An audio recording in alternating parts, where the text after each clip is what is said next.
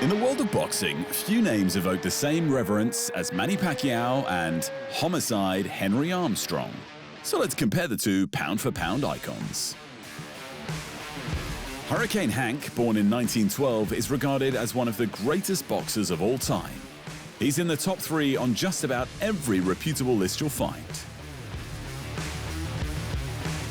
The Pac-Man, born in 1978, is one of the most decorated and accomplished fighters in modern boxing. While he rarely gets rated as highly as Hank, few do, he has some stats that go above and beyond even the legend. Armstrong's career spanned from 1931 to 1945, during which he amassed a record of 151-21 with 9 draws and 101 knockouts. I'll say that again. 101 knockouts in just 14 years. In 1938 alone, Hammer and Hank won 27 fights in a row, all by way of knockout. He was a boxing machine. Pacquiao's professional record reads 62-7-2 with just 39 knockouts. While the numbers are clearly lower than Hank's, by modern standards, they're huge. But the Pac-Man had more success over a much longer period of time.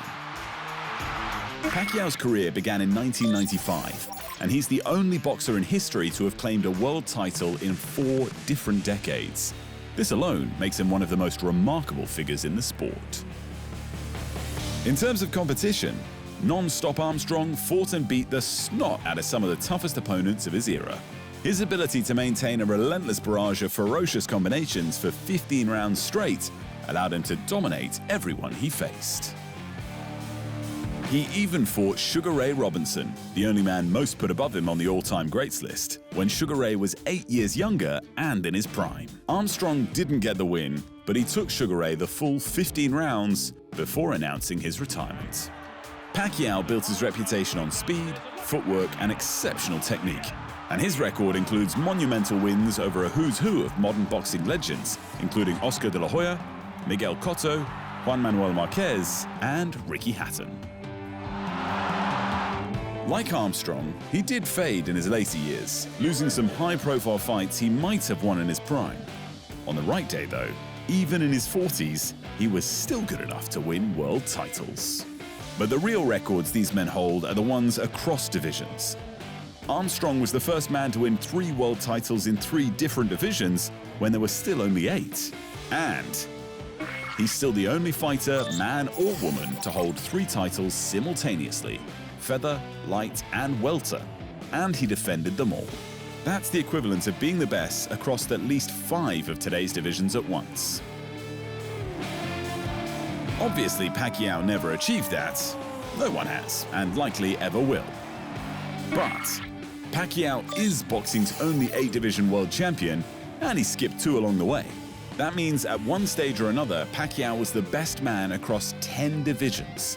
And not Armstrong, or likely anyone else, will ever come close to that.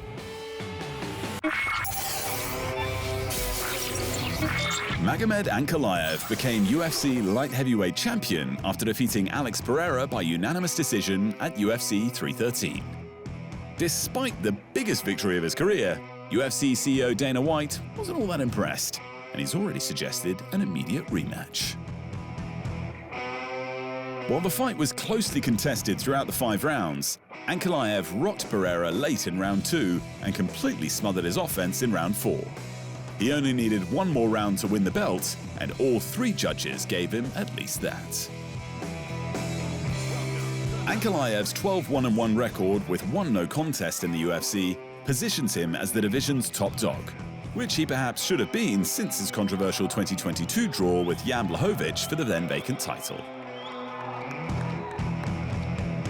But Pereira, who had his 5-fight winning streak snapped with his first loss at light heavyweight, was on a record-setting tear that included 4 straight stoppage wins in his light heavyweight title fights. He likely deserves the immediate rematch, and White agrees. When asked if they'll book that, his reply was, probably. The former champ Blachowicz, who is currently the 3rd-ranked contender, will be devastated to hear he may be passed over for his long-awaited rematch with Ankalaev, especially with his old belt on the line. Meanwhile, Ankalaev has never faced the number 2 ranked contender and former champion Yuri Prochazka. Then again, neither has Blachowicz. So maybe that's an eliminator to make while Pereira prepares for his shot at redemption. In the co-main event, Justin Gaethje scored a unanimous decision victory over Rafael Fiziev in their rematch, winning 29-28 on all 3 judges' cards in another Fight of the Year candidate. Gaethje beat Fiziev by majority decision in a Fight of the Night in March of 2023. Like that last encounter, both men landed heavy strikes throughout the 15 minutes. But in round 2, Gaethje dropped Fiziev with an uppercut and nearly ended it there to seal the decision. Islam Makhachev is the champ and has never faced Gaethje, but he's got a murderer's row of opponents in the wings waiting for their chance at glory. In particular, Arman Tsarukyan is still above Gaethje, despite pulling out of his January title fight with Makhachev on just a few hours' notice. As is the former champ Charles Oliveira, who already has a title fight win over Gaethje. But Gaethje's thrilling performances continue to make him a fan favorite. And with 14 UFC post-fight bonuses to his name from 14 UFC fights, his ultra-exciting style keeps him in the title picture despite the stiff competition. Gaethje's 9th Fight of the Night bonus brings him within 1 bonus of the all-time record. Ignacio Bahamondes and Mauricio Ruffi earned 50k performance bonuses, and if you didn't see Ruffi's spinning wheel kick, you really should remedy that. Following UFC 313, UFC interim heavyweight champion Tom Aspinall is finally in line for his long-awaited unification bout for the undisputed title. The heavyweight champion John Jones has repeatedly said he wanted nothing to do with the Big Brit because he'd rather have a legacy fight with the ex-light heavyweight champion Alex Pereira. But Pereira is no longer the champion, and his next fight is likely to be a rematch for the title. That leaves Jones with Aspinall, and the heavyweight unification bout the division has been screaming for, and it sounds like Jones has finally come around to it. Listen, John Jones definitely wants the fight, White announced after UFC 313. Just when and where is what we're working on now. I'm very confident that fight happens. Finally. And it's been a long time coming, but the former welterweight champion Robbie Lawler will be inducted into the UFC Hall of Fame as part of the class of 2025.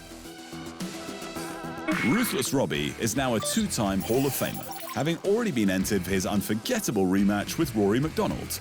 He also won 2 UFC Fight of the Year awards and a UFC Fighter of the Year award. He's undoubtedly one of the most exciting fighters to ever compete in mixed martial arts. Thanks for watching, and remember, if you want more fight sports in your life, just hit the subscribe button.